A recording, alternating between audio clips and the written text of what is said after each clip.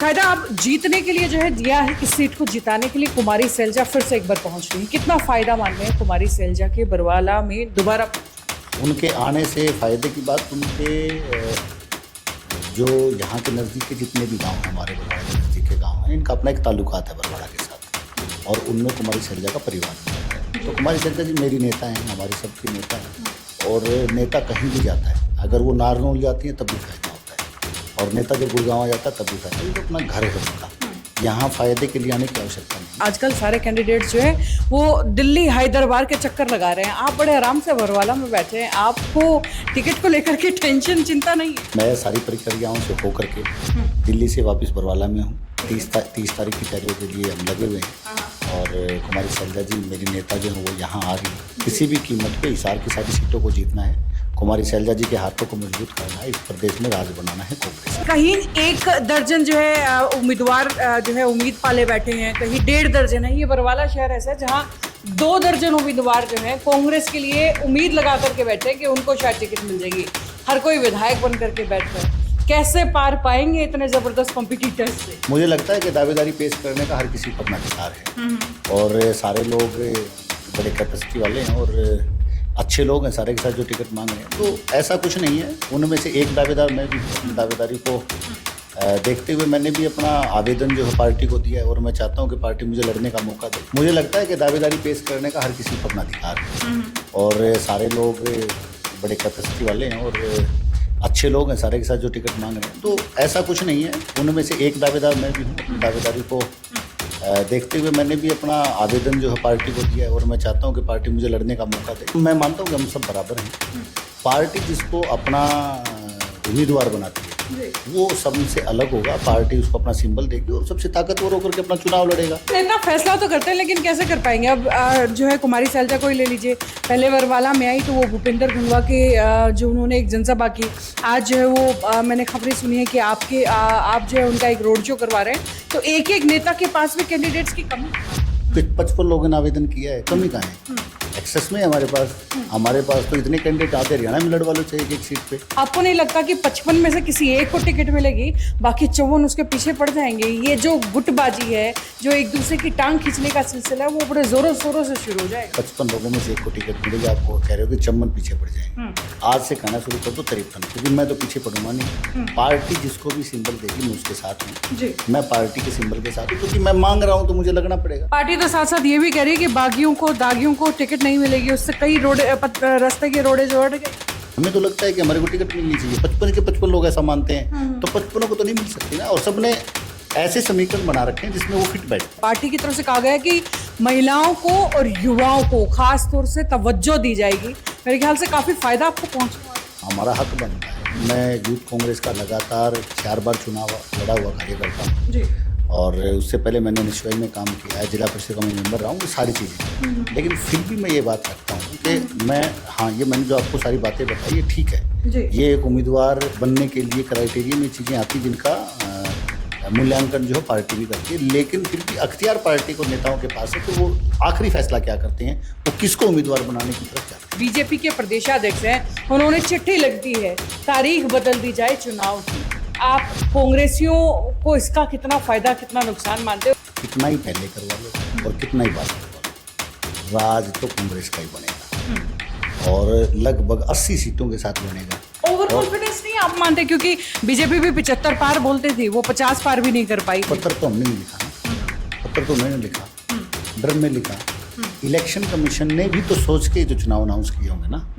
क्या स्वायत्त संस्था है, वो सारी चीज़ों का आकलन करते हैं कि हमें कब चुनाव करवाना चाहिए, कैसे चुनाव करवाना चाहिए, कैसी परिस्थितियाँ वहाँ होंगी, उन सारी चीज़ों को देखते उन्होंने करवाया। बीजेपी क्यों डरी? बीजेपी डर में ऐसी लेटर क्यों लिख रही है इलेक्शन कमीशन को? लोग बदलाव चाहते हैं, लेकिन ये बदलाव लाया कैसे जा सकता है? बरवाला हल्के की अगर बात करें, क्योंकि बरवाला से जो है आप टिकट की दावेदारी कर रहे हैं, तो बरवाला हल्के में कौन से वो कदम आपके हिसाब से उठाए जा सकते हैं जो यहाँ बदलाव लाएगा? हमारी एजुकेशन से जुड़ी हुई चीज़ें हैं, गाँव का स्कूल है, शहर का स्कूल है, हमारी PHC हैं, CHC हैं, हॉस्पिटल हैं, तो उनमें या हमारी जैसे बरवाला शहर है, यहाँ की गलियों में आपको हमेशा पानी दिखता होगा, रोडों के ऊपर पानी दिखता होगा। तो ये ऐसी चीज़ें हैं जिसको सरकार के लेवल के ऊपर ही ठीक किया जा सकता है। अब कोई इंडिविजुअल आदमी तो कर नहीं सकता उसको। नमस्कार, मैं हूं अंकिता सिंह और आप देख रहे हैं सिटी बिग न्यूज। भाई, हरियाणा की सियासत में उथल पुथल मची हुई है। चुनाव को लेकर अगर बात करें तो कुछ ही दिनों का समय रह गया है, उल्टी गिनती जो है दिनों की शुरू हो गई है और ऐसे में हर हलके से अलग अलग पार्टी के दावेदार जो है, सबकी दिल की धड़कनें तेज होती जा रही हैं। कोई जो है दिल्ली हाईकमान के हाजिरियां भर रहा है तो कोई मैदान में जनता के बीच भाग रहा है। ऐसे में अलग अलग प्रत्याशियों की राय, अलग अलग दावेदारों की राय जो है आपके सामने ला करके रखती रहती हूँ। और इसी कड़ी में आज हमारे साथ जुड़े हुए हैं कृष्ण सातरोड जी, जो बरवाला हलके से दावेदारी ठोक चुके हैं। कांग्रेस के अंदर युवा प्रदेश उपाध्यक्ष हैं हरियाणा के अंदर। चलिए इनसे बातचीत कर लेते हैं। सब स्वागत है सिटी बिग न्यूज पर आपका। नमस्कार, और मेरी तरफ से भी सभी दर्शकों को राम राम और आपका स्वागत बहुत जी, चुनाव की तैयारियां कैसी चल रही हैं? दावेदारी तो ठोक दी है, कितनी मजबूत लग रही है? चुनाव की हम 5 साल चुनाव की तैयारी करते हैं, हमारे लिए कोई अलग नहीं है। लेकिन ये समय ऐसा होता है कि इस समय पे सारे के सारे लोग जो है अपने अपने तरीके से लगते हैं तो सक्रियता जो है वो बढ़ जाती है। बाकी तो हम 5 साल चुनावी काम करते हैं और पार्टी के दिए हुए कार्यक्रमों को करना, हमारे संगठन के दिए हुए कार्यक्रमों को करना, यही हमारा काम रहता है। कहीं 1 दर्जन जो है उम्मीदवार जो है उम्मीद पाले बैठे हैं, कहीं 1.5 दर्जन है। ये बरवाला शहर ऐसा है जहां 2 दर्जन उम्मीदवार जो है कांग्रेस के लिए उम्मीद लगा करके बैठे हैं कि उनको शायद टिकट मिल जाएगी। हर कोई विधायक बन करके बैठ रहा है। कैसे पार पाएंगे इतने जबरदस्त कॉम्पिटिटर्स से?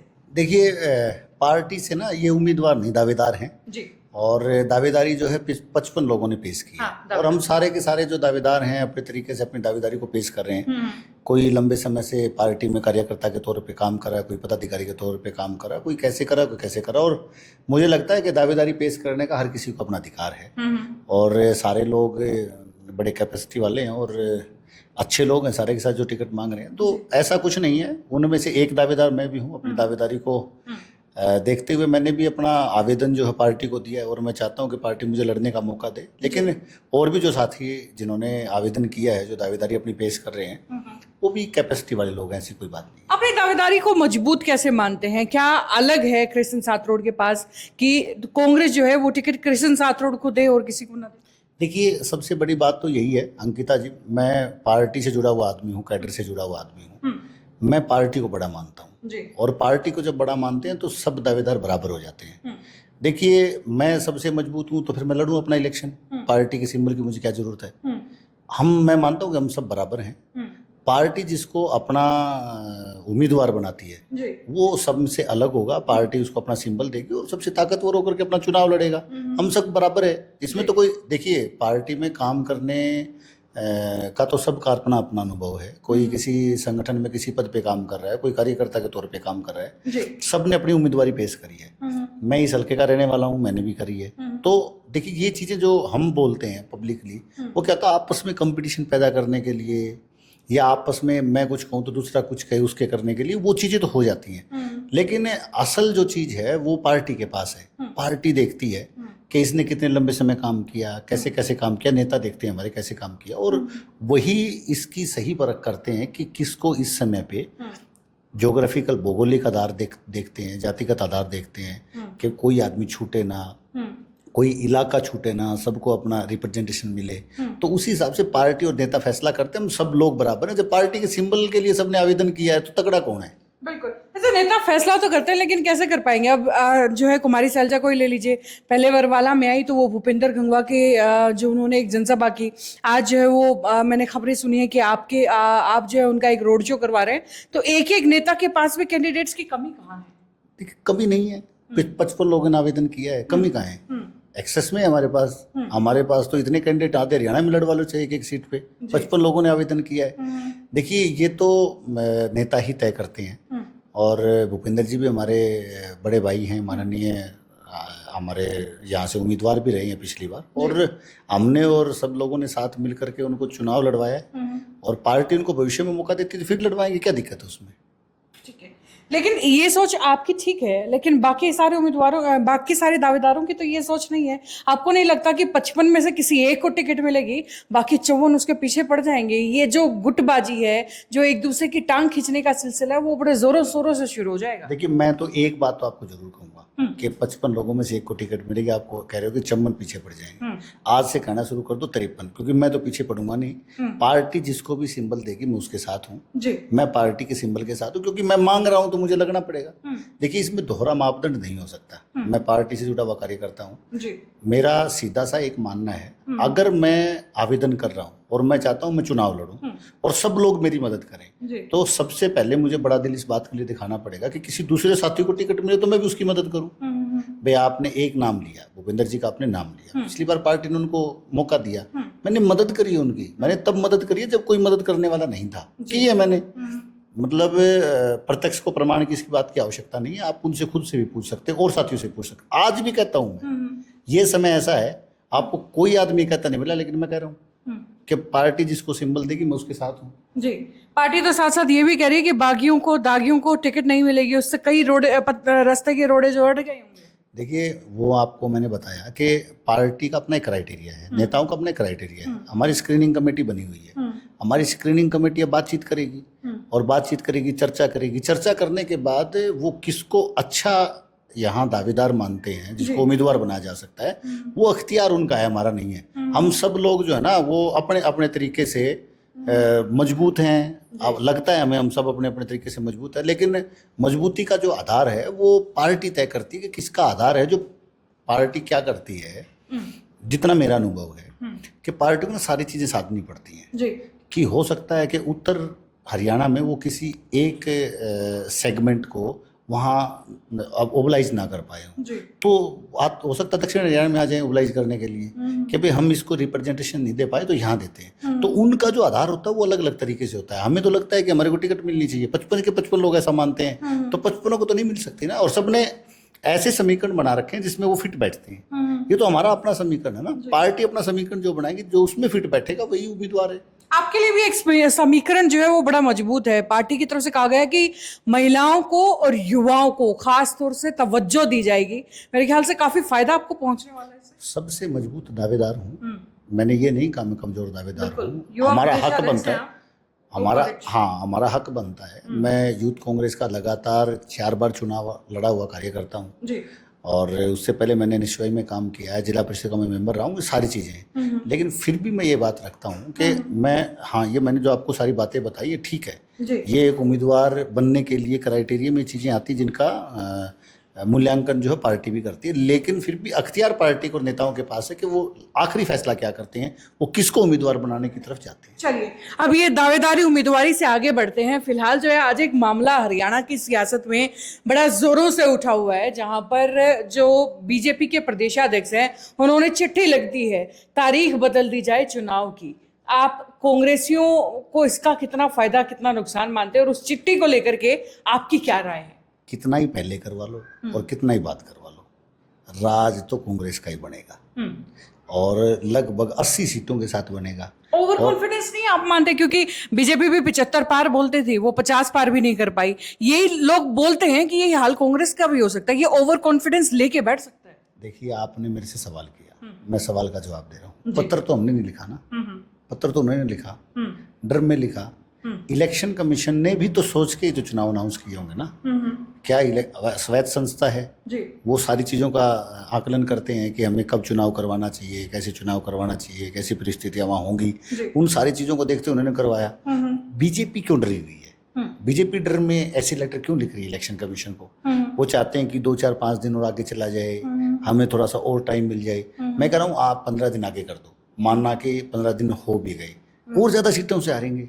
मैं तो ये मानता हूँ कि लोगों ने मन बना लिया है, लोग बदलाव चाहते हैं और लोगों ने बदलाव के लिए जो है, आज आप किसी गली में, किसी नुक्कड़ में, किसी कस्बे में, शहर में, गांव में, चौतरे पे कहीं भी जाओगे, आपको एक ही चर्चा मिलेगी। आपको ये सुनने को मिलेगा कि हर वर्ग जो है वो बीजेपी से त्रस्त है। आप महिलाओं से बात करोगे वो दुखी हैं, आप दुकानदार से बात करोगे वो दुखी हैं, आप युवाओं से बात करोगे वो दुखी हैं, किसी भी वर्ग के लोगों से आप बात करोगे, कर्मचारियों से करोगे, व्यापारियों से करोगे, छोटी दुकानदार से बात करोगे, सब लोग परेशान हैं। बदलाव चाहते हैं। बदलाव 10 साल की सरकार ने उनका जो घर है उसको मुसीबत में डाल दिया, उनके काम को मुसीबत में डाल दिया, उनके सामाजिक ढांचे को मुसीबत में डाल दिया, इसलिए वो बदलाव चाहते हैं। आप एक हफ्ता पहले करो, एक हफ्ता बाद करो, लोगों को कोई फर्क नहीं पड़ता इस बात से। चलिए, लोग बदलाव चाहते हैं, लेकिन ये बदलाव लाया कैसे जा सकता है? बरवाला हल्के की अगर बात करें, क्योंकि बरवाला से जो है आप टिकट की दावेदारी कर रहे हैं, तो बरवाला हल्के में कौन से वो कदम आपके हिसाब से उठाए जा सकते हैं जो यहाँ बदलाव लाएगा? देखिए, मैंने पहले भी आप लोगों के साथ बातचीत में बताया है, हमारा जो ये एक तो शहर है और एक कॉन्स्टिट्यूंसी जो हमारी पूरी बनती है, तो उस कॉन्स्टिट्यूंसी में कई ऐसी मूलभूत चीज़ें हैं जो एक आम आदमी की ज़रूरतों को पूरा करने के लिए चाहिए। उसमें हमारी एजुकेशन से जुड़ी हुई चीज़ें हैं, गांव का स्कूल है, शहर का स्कूल है, हमारी पीएचसी हैं, सीएचसी हैं, हॉस्पिटल हैं, तो उनमें या हमारी जैसे बरवाला शहर है, यहाँ की गलियों में आपको हमेशा पानी दिखता होगा, रोड के ऊपर पानी दिखता होगा, तो ये ऐसी चीज़ें हैं जिसको सरकार के लेवल के ऊपर ही ठीक किया जा सकता है। अब कोई इंडिविजुअल आदमी तो कर नहीं सकता उसको। सरकार लेवल पे जो विधायक साहब वो कहते हैं जी मैंने करोड़ों लगा दिए हैं बरवाला के अंदर।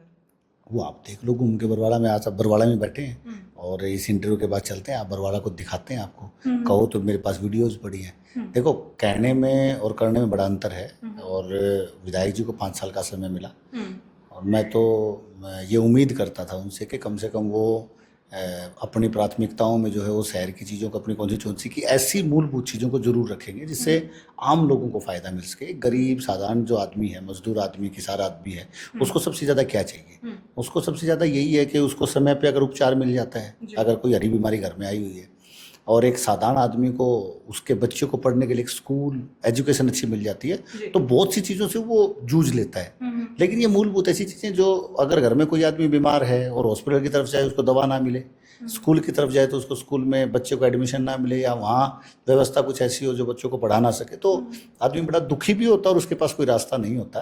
तो हमारी प्राथमिकताएँ हैं। अगर कांग्रेस की सरकार बनती है तो हम सबसे पहले जो हमारा शिक्षा व्यवस्था है या चिकित्सा व्यवस्था है या हमारी जो साफ़ सफाई से गलियों की, रोड की जो समस्याएं हैं, इनको हम प्राथमिकता देंगे। और हमारा प्रयास होगा कि अगर 5 साल का हमें अवसर मिलता तो 5 साल के बाद आपको ये समस्याएं इस शहर में और इस कॉन्स्टिट्यूंसी में नहीं मिलेंगी। इसको हम दूर करने का प्रयास करेंगे। चलिए, एक बड़ा दावा आपने किया है, और खैर चुनाव से पहले दावे अक्सर होते रहते हैं, लेकिन ये दावों में सच्चाई कितनी है वो तो अगर आप जीतते हैं तो अगले 5 साल में देखने को मिलेगा, अगर कांग्रेस यहाँ से इस सीट से जीत जाती है। बाकायदा आप जीतने के लिए जो है, या इस सीट को जिताने के लिए कुमारी सैलजा फिर से एक बार पहुंच रही है, कितना फायदा मानते हैं कुमारी सैलजा के बरवाला में दोबारा पहुंच रही है? बरवाला की बेटी है कुमारी सैलजा, इस सब डिवीजन में घर आता है उनका, गाँव आता है उनका, तो उनका अपना घर है। उनके आने से फ़ायदे की बात, उनके जो यहाँ के नज़दीक के जितने भी गांव हैं, हमारे बरवाड़ा के नज़दीक के गांव हैं, इनका अपना एक ताल्लुकात है बरवाड़ा के साथ, और उनमें कुमारी सैलजा का परिवार भी आता है। तो कुमारी सैलजा जी मेरी नेता हैं, हमारी सबकी नेता हैं, और नेता कहीं भी जाता है, अगर वो नारनौल जाती हैं तब भी फ़ायदा होता है, और नेता जब गुड़गांव आ जाता है तब भी फायदा। ये तो अपना घर है उनका, यहाँ फायदे के लिए आने की आवश्यकता नहीं है। ये चुनावी माहौल है, और चुनावी माहौल में कार्यकर्ताओं को बूस्ट करने के लिए, कार्यकर्ताओं को हौसला देने के लिए नेता आते हैं, और उसी का एक कार्यक्रम है। हम चाहते हैं कि हमारी नेता की यहाँ डिमांड है, लोगों ने कहा है, हमने उनसे आग्रह किया, उन्होंने आग्रह को स्वीकार किया और उन्होंने कहा कि हम आएंगे। रूपरेखा क्या रहेगी इस कार्यक्रम? देखिए, रूपरेखा हम परसों प्रेस कॉन्फ्रेंस करेंगे और विस्तार से सारी चीज़ों को, क्योंकि हम लगे हुए हैं अभी इसमें कि हम स्थान भी निर्धारित कर रहे हैं और कैसे कैसे रहेगा, कैसे कैसे हम इसका आयोजन करेंगे, तो वो हम परसों प्रेस कॉन्फ्रेंस में जो है वो सारा का सारा विस्तार से बताएंगे। आज आखिरी सवाल, आपने अभी गुड़गांव का जिक्र छेड़ा तो मुझे याद आया, आजकल सारे कैंडिडेट्स जो है वो दिल्ली हाई दरबार के चक्कर लगा रहे हैं, आप बड़े आराम से बरवाला में बैठे हैं, आपको टिकट को लेकर के टेंशन, चिंता नहीं है क्या? देखिए, अपना अपना काम है ना, मेरे को काम बांट रखा है, तो मेरे नेता ने काम दिया है कि वो बरवाला आ रहे हैं, तो मेरा पहला काम ये बनता है कि मैं उनकी तैयारियों के लिए यहाँ लगूँ। और मैं पिछले दिनों दिल्ली था और यूथ कांग्रेस में मेरा इंटरव्यू था, और सीनियर कांग्रेस बाबरिया जी के ऑफिस ने भी हमारा इंटरव्यू जो कंडक्ट किया था। मैं सारी प्रक्रियाओं से होकर के दिल्ली से वापस बरवाला में हूँ। 30 तारीख की तैयारियों के लिए हम लगे हुए हैं, और कुमारी सैलजा जी मेरी नेता जो है वो यहाँ आ रही हैं। तो देखो, यानी बाकी कॉम्पिटिटर से आगे चल रहे हैं? ऐसा कुछ नहीं है, सब साथी अपने अपने तरीके से प्रयास कर रहे हैं। देखिए, पार्टी जो है ना वो शीशे की तरह है, उसको बहुत दूर का दिखता है, बोर्डुक्का का मतलब ये है कि एक हफ्ते में 3 दिन में 4 दिन में ऐसी कोई नमस्ते नहीं होती है कि आप अलग से नमस्ते कर दोगे तो पार्टी देख लेगी, नेता देख लेगा, टिकट मिल जाएगी। जिसको टिकट पार्टी ने देनी है, नेता ने देनी है, आपका इतना लंबा चौड़ा जो करियर है उसको देखते हुए उन्होंने तय कर रखा है जिसको लड़वाना है, जिस परिस्थिति में लड़वाना है। तो मैं इस बात के लिए तैयार हूँ। अगर पार्टी मुझे मौका देती है मैं तैयार हूँ लड़ने के लिए। पार्टी किसी दूसरी साथी को मौका देती है तो उसकी मदद करने के लिए तैयार हैं। और सारा काम जो कांग्रेस पार्टी के लिए और हमारी नेता के लिए कर रहे हैं हम। किसी भी कीमत पे हिसार की सारी सीटों को जीतना है, कुमारी शैलजा जी के हाथों को मजबूत करना है, इस प्रदेश में राज बनाना है कांग्रेस का। उम्मीदें क्या लग रही हैं कांग्रेसी होने के नाते कि कब तक जो है पार्टी हाईकमान सीट्स डिक्लेयर कर देगा, टिकट्स डिक्लेयर कर देगा कि भाई किस किस को जो है कहाँ कहाँ उतारा जा रहा है? उम्मीदें क्या है? देखिए, अभी पहली मीटिंग हमारी स्क्रीनिंग की जो है वो 26 तारीख को है। 26 से काम स्टार्ट होगा जी। तो 26 के बाद वो कभी भी मतलब 1 2 3 दिन की मीटिंग्स के बाद जब नाम शॉर्टलिस्ट होंगे, क्योंकि बहुत सी ऐसी सीटें हमारी जो सिटिंग विधायक है उनमें से जिनको मिलनी है या हमारे सीनियर लीडर जिनको चुनाव लड़ना है तो वो लगभग तय है। लेकिन लिस्ट कब लगेगी वो तो पार्टी डिसाइड करेगी। लेकिन स्क्रीनिंग का काम हमारा 26 तारीख से स्टार्ट हो जाएगा। चलिए, बहुत बहुत शुक्रिया आपका हमारे साथ जुड़ने के लिए। धन्यवाद धन्यवाद। तो भाई ये है मेरे साथ कृष्ण साथरोड, फिलहाल जो है बरवाला हलके से दावेदारी ठोक चुके हैं और लगातार बरवाला हलके के अंदर सक्रिय हैं। अब बस देखने वाली बात ये है कि पार्टी इनकी सक्रियता पर कितनी नजर डालती है, किस्मत इनकी कितनी चमकती है या फिर रह जाती है। अपडेट्स जो है सिटी विक न्यूज़ आपको लगातार देता रहेगा। देखते रहिए सिटी विक न्यूज़। नमस्कार, आपका भी एक बार फिर से बहुत बहुत धन्यवाद। धन्यवाद।